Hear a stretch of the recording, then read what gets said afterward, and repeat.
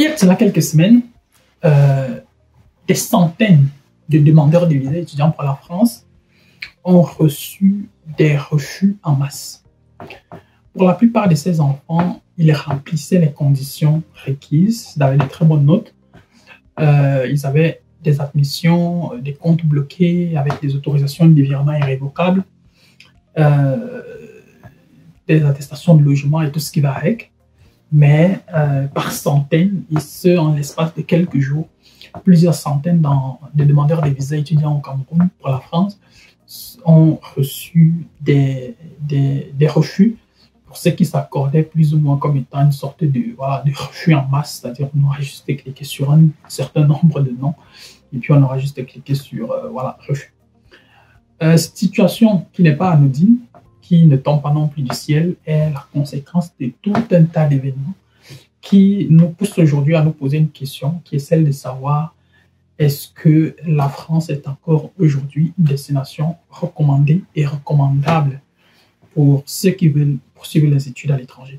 Dans cette vidéo, nous allons essayer de comprendre la situation, comprendre comment est-ce qu'on en est arrivé là et surtout essayer de tirer les leçons.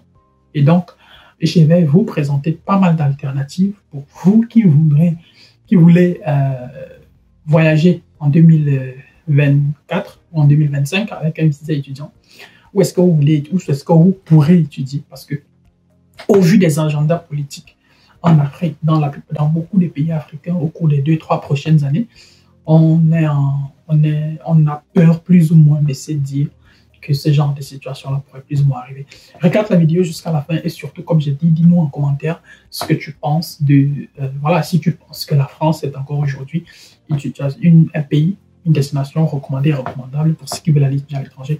Si tu me découvres pour la première fois, alors n'hésite pas à t'abonner sur la chaîne. Ici sur Parlons Voyage, nous parlons de tout ce qui touche de près ou de loin les procédures de voyage. Et donc aujourd'hui, on va certes beaucoup plus parler du visa étudiant pour la France, mais en gros, nous allons toujours aller dans le sens de ce qui peut te permettre, toi, de quitter de ton pays, qui est le point A, à un pays B, qui peut être la France, l'Allemagne, le Luxembourg, et j'en passe.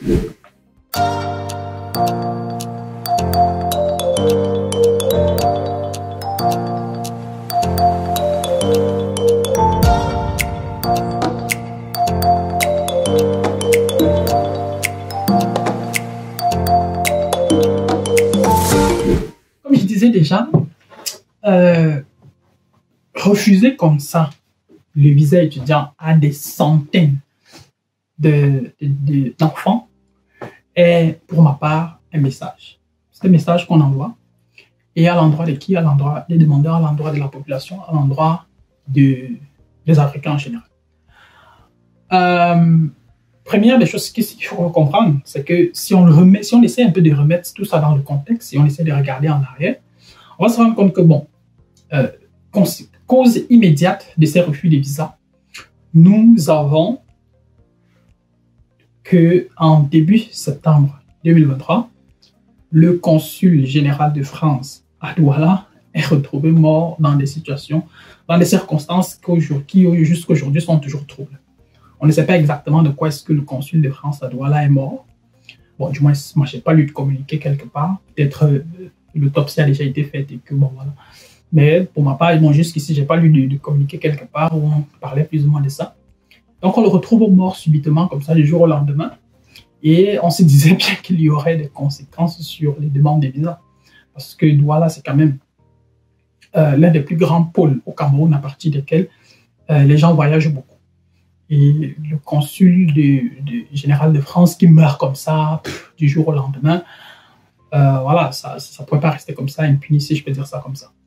Maintenant, à côté de ça, on a également aussi en Afrique tout ce sentiment anti-français qui est sans cesse grandissant. Hein. Et forcément, des situations comme celle-ci ne vont pas forcément l'aider. C'est vrai, moi, pour ma part, les stratèges, les politiciens et tous les conseillers français savent plus ou moins ce qu'ils font, mais ce n'est pas forcément le genre de situation qui va aider qui va plus ou moins aller dans le sens de l'apaisement. Parce que lorsqu'on regarde plus ou moins tout ce qui se passe en Afrique aujourd'hui avec toute cette série de coups d'État, tantôt on a des coups d'État qui sont salués, comme ça a été le cas dans plusieurs pays, notamment le Tchad. tantôt on a des coups d'État qui sont condamnés avec la plus ferme énergie, avec pratiquement des déclarations de guerre, comme ça par exemple était le cas au Niger. Et donc du coup, beaucoup de personnes se retrouvent dans cette situation et qui regardent tout ça. On se rend bien compte qu'il y a de la comédie et qu'il y a une sorte de deux poids, deux mesures en fonction des intérêts qui sont en jeu. Et à partir de là, voilà, beaucoup de personnes ont perdu plus ou moins confiance en la France, en tout ce qui concerne plus ou moins la France. Et cela a justement également aussi des répercussions. On a vu par exemple en France plusieurs associations estudiantines, plusieurs diasporas africaines défiler, notamment les diasporas maliennes, guinéennes, burkinabées, tout ça. Et lorsqu'on essaie donc d'analyser, on se rend bien compte que voilà, refuser comme ça le visa à plus de 200, 300 Camerounais d'un coup en l'espace de 2, 3, 4 jours, c'est aussi un message fort qu'on envoie également aussi à la diaspora camerounaise du côté de la France, à la future diaspora camerounaise du côté de la France, où on est en train de vous dire que clairement, si vous ne la bouclez pas, on ne va pas vous donner le visa pour venir ici. Si vous ne faites pas exactement plus ou moins des choses qui vont nous plaire, si je dis ça comme si je peux dire ça comme ça, on ne va pas vous donner le visa. Donc, il y a toute cette situation-là qu'il faut comprendre. Maintenant, lorsqu'on essaie d'analyser cela, la question c'est, si on veut aller sur un visa étudiant, dans les procédures des visas, il faut que les choses soient prévisibles. À partir du moment où on ne peut plus anticiper et prévoir sur un certain nombre de facteurs, il y a problème. Et donc, la destination en question devient une destination à risque. Parce que si on ne peut pas anticiper, si une procédure comme la procédure de visa étudiant n'est plus mathématique et mathématisable, il y a problème. Sur quelle base est-ce qu'on va se dire qu'on va aller étudier en France? Parce que de tous ces centaines, parmi ces centaines d'enfants qui se sont vus refuser le visa comme ça, il y a pratiquement tous, ce sont leurs projets de vie. Ce sont leurs projets de vie. Et donc, un facteur comme subitement un consul qui se retrouve mort, c'est pas forcément de leur faute. Ils n'y sont impliqués. Bon, pour ma part, je le dis juste comme ça, ni les près ni les loin certainement. Et donc, du coup, eux, ils sont donc en train de payer les conséquences des actes qui ne sont pas les leurs. Ils sont donc en train de payer les actes, les conséquences, c'est-à-dire il y a eu coup d'État au Niger. Je ne pense pas que ce sont des étudiants camerounais qui sont allés organiser ou orchestrer le coup d'État là-bas. Et donc, lorsqu'on se retrouve dans, c'est vrai, ce sont ces mêmes étudiants, vous allez me dire qu'ils sont sur Internet, ils sont sur Facebook, ils laissent les commentaires sur les différentes pages, etc., etc. Ça, là, forcément, je vais être d'accord avec vous. Mais, toujours est-il que on serait plus ou moins en train d'aller sur une sorte de deux poids, deux mesures où parce que des gens ont fait ci là-bas, on est en train maintenant de viser un autre groupe de personnes tout simplement parce qu'ils sont à l'instant T en situation de faiblesse, si je peux dire ça comme ça. Donc, est-ce que la France est encore une destination recommandée et recommandable? Ça, personnellement, je ne sais pas. C'est à chacun plus ou moins d'en tirer la conclusion. Tu peux peut-être aussi nous dire en commentaire ce que tu en penses.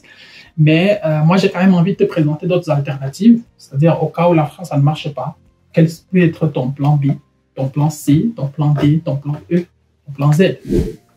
Si la France n'est plus une destination recommandée et recommandable, le plan B, auquel, bon, quelques pistes, comment je peux te proposer ici. Nous avons par exemple déjà le Luxembourg. Très belle destination. Cependant, c'est un très petit pays et donc, ils sont également aussi extrêmement regardants sur ce qui est du type de profil qu'ils admettent chez eux. Si tu n'as pas de très bonnes moyennes, notamment minimum 12 au baccalauréat, minimum 13 en licence, ça peut être compliqué. Bon, tu peux avoir moins de 13 au baccalauréat, moins de 12 au baccalauréat, moins de 13 en licence. Mais si tu as par exemple fait un master par la suite et qu'au master, tu as eu des très bonnes moyennes, ça peut également aussi jouer en ta faveur. Cependant, également aussi pour le Luxembourg, il te faudra très probablement un certificat de langue en anglais. Donc, ce qui veut dire que tu risques de devoir faire des cours d'anglais pendant minimum quoi, 3, 4, 5, 6, 7, 8 mois. Ensuite, aller composer un examen de langue internationale, ça peut être le TOEFL, le Cambridge, Duolingo ou whatever. Et avec ce certificat de langue-là, tu peux donc demander une admission auprès de l'Université du Luxembourg ou, je ne sais pas, dans une autre fac privée. Mais bon, des facultés, il n'y en a pas beaucoup au Luxembourg quand même. Et avec une admission, tu peux maintenant engager ta procédure de visa. Donc, si tu as besoin d'accompagnement dans ce sens-là, tu peux nous contacter et nous serons ravis de t'apporter notre expertise. Maintenant, à côté de ça, il y a également aussi la Belgique, qui sera forcément l'une des destinations où tout ce flux de personnes-là qui sera calé du côté de la France va se déverser. Et donc, du coup, en Belgique, on aura à coup sûr un embouteillage. Déjà, il y a déjà même d'abord un embouteillage en Belgique, je crois. Il y a de cela quelques mois, le directeur de l'Office des étrangers belges, était au Cameroun, tout simplement parce que et son constat était qu'il y a énormément de demandeurs des visas étudiants et des demandeurs d'asile camerounais qui vont en Belgique. Et il essayait de comprendre, etc., etc. Donc, il y a la Belgique forcément qui va payer le prix. Maintenant, vu que la Belgique va payer le prix, on se dit bien déjà que même au niveau des universités, ce sera hyper compétitif et très sélectif. Parce que dites-vous bien que les universités belges ne sont pas les universités camerounaises, donc elles n'existent pas pour le Cameroun. Il y a par exemple déjà des universités comme l'université de Liège où on n'admet pratiquement pas ceux qui ont moins de... du moins, on n'accepte pas les candidatures de ceux qui ont moins de 13 au baccalauréat. Je crois qu'il y a également aussi l'université Saint-Louis, je crois. Saint-Louis, ouais. Je crois qu'il y a également aussi l'université de Saint-Louis qui a plus ou moins également aussi des critères de sélection qui vont dans ce sens-là.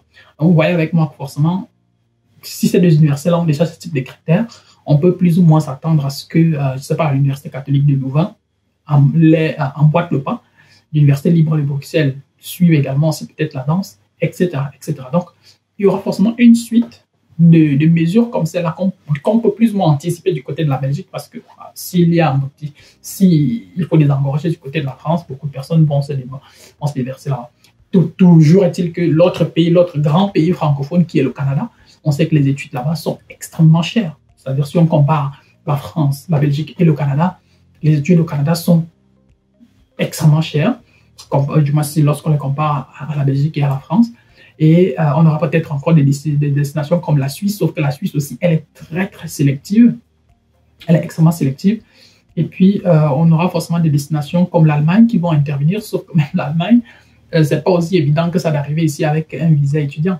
Depuis le coronavirus, avec l'introduction de la liste A et de la liste B, on voit clairement également aussi que l'Allemagne va dans le sens de on ne veut que les meilleurs, c'est-à-dire dans nos universités, si tu n'as pas 12 au baccalauréat, si tu n'as pas une licence avec minimum, avec une mention de bien, c'est-à-dire 14 sur 20 carrément, donc 14 sur 20, nous sommes à 2,8, je crois que nous sommes pratiquement, nous sommes à une MGP de 3 pratiquement déjà. Tu vois que là, ça commence quand même à être fort. Ça commence à ne plus blaguer parce que c'est pas n'importe qui. Moi, ayant étudié au Cameroun, je sais à quel point, déjà, je n'ai jamais eu 3 sur 4. Donc, je sais à quel point ça peut être extrêmement compliqué d'avoir de telles moyennes. Et donc, le message, il est clair, on ne vous veut pas. On ne veut pas que vous alliez à l'université. Et si on ne veut pas que vous alliez à l'université, il faut forcément, on vous propose d'autres alternatives. Pour ce qui est de l'Allemagne, par exemple, comme les formations en alternance. Et donc, avec ces formations en alternance-là, qui ne sont pas moindres en Allemagne, mais avec ça également aussi, tu peux arriver si tu fais ta formation et puis par la suite, tu décides toujours d'aller à l'université. Ça, également aussi, c'est mathématiquement et légalement possible. Mais non, seulement il faut le vouloir et puis faire les sacrifices qui vont aller avec, etc., etc. Forcément, si tu fouilles notre chaîne ici, tu vas forcément trouver des vidéos où j'aborde cette thématique-là.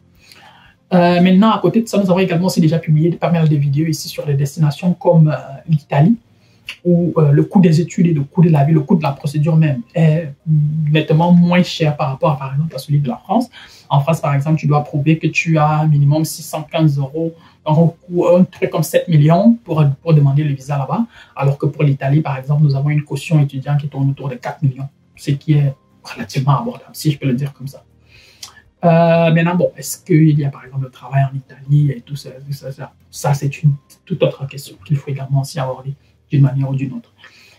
Au cours des mois à venir, nous allons forcément publier du contenu sur d'autres destinations pour les visas étudiants, les Pays-Bas, la Suède, la Norvège, la Finlande, l'Italie, l'Espagne, le Portugal. On va aller à la chasse des informations et on va vous les servir ici et chacun devra juste venir se servir là où il veut. Maintenant, au cours de ce mois d'octobre, nous allons également aussi publier une vidéo sur le visa étudiant pour aller étudier par exemple en Angleterre. Donc, si tu peux faire des cours d'anglais, alors ça peut peut-être aussi être une destination envisageable. Seulement, le coût de la procédure et les études en Angleterre sont extrêmement chers. Donc, si tu n'es pas de très bonne famille, si tu n'as pas une bourse d'études, si tu n'as pas le genre de moyens qui peut plus ou moins te permettre d'avoir une bourse d'études, c'est une destination que je ne vais pas forcément te recommander. Mais bon, c'est une destination envisageable.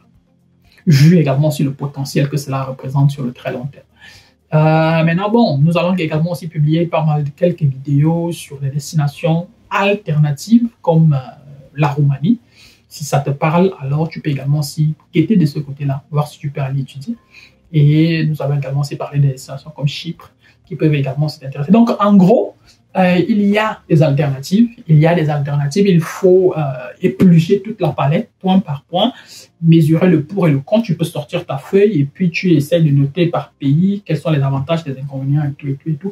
Et sur la base de ça, tu décides de te lancer dans le cadre de ta procédure. Maintenant, si tu es indécis sur le choix du pays, si tu ne sais pas comment ça va se passer, si tu as besoin d'accompagnement, tu peux nous contacter. Nous sommes là. Nous avons de l'expérience, de l'expertise, des résultats et nous serons contents d'être là pour t'accompagner sur le chemin qui te conduira vers ton pays des rêves en 2024 ou en 2023 ou en 2025.